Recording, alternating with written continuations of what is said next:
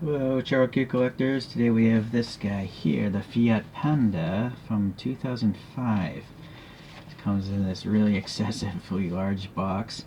Some sort of information about the new Panda Plus. There is a Fiat Panda 4x4, but this is not it. So this, I think, is from the standard collection of 2005. Alright.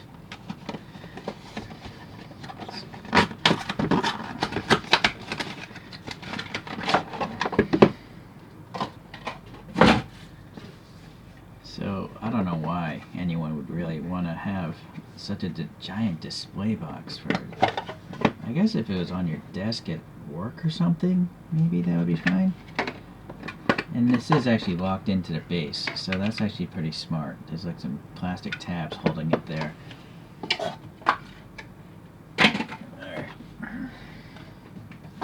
Let's grab this off the tab. That's just a sticker there. The new Panda.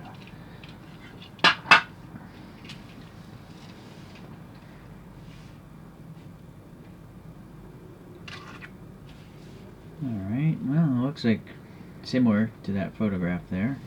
Here's the foreshortening. It's a pretty short car though, so the tuning of this it's noticeable. It's just not very drastic. And then the taillights. Yeah, I guess that seems alright, although there's no exhaust tip shown on this guy. Let's see what else we have. This yellow, is it metallic? I don't think so. It's not metallic. I already feel like there's some metallization in the windows. It could just be grime. No, I don't know. It's weird. Or there's some sort of speckling. I don't know if it's a clear coat or what. It's very strange. Alright. Standard 5-spokes from Choro-Q. Not really my thing. Fuel filler and door handle and the panel gaps are really tight.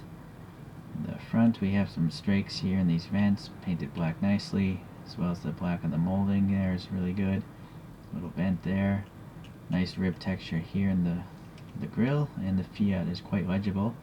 Headlights are silver.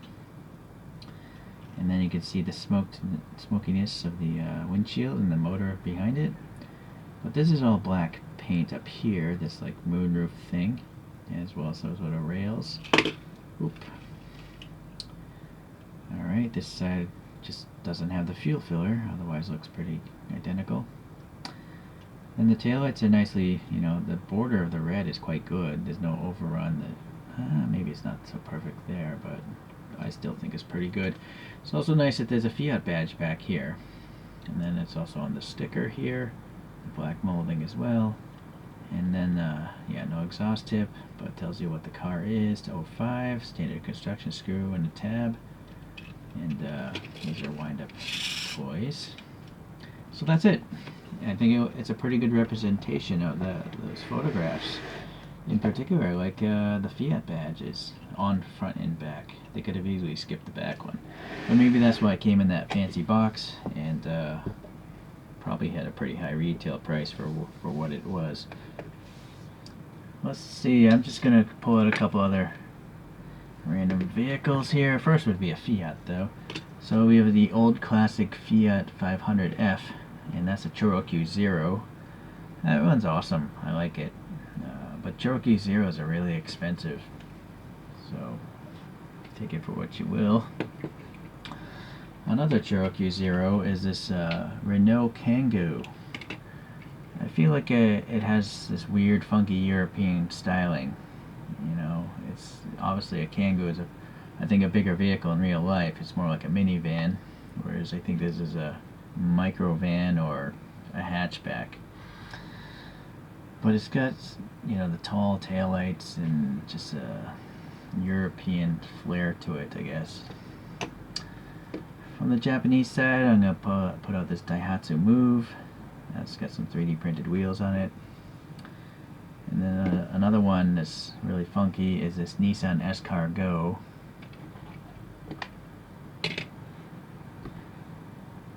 This one's really old, I think. It says 1999 on the bottom of it, so that's why it's lacking a lot of the details from like that Choro-Q Zero. But I still like it. It's such a weird car.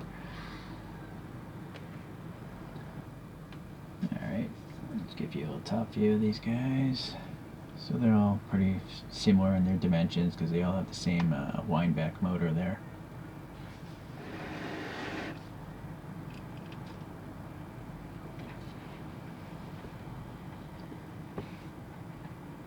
Alright, well, it's another nice Choro-Q.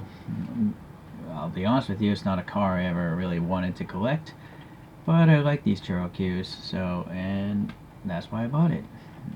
Well, thanks for watching today. Hopefully I'll see you in the next Choro-Q review. Bye.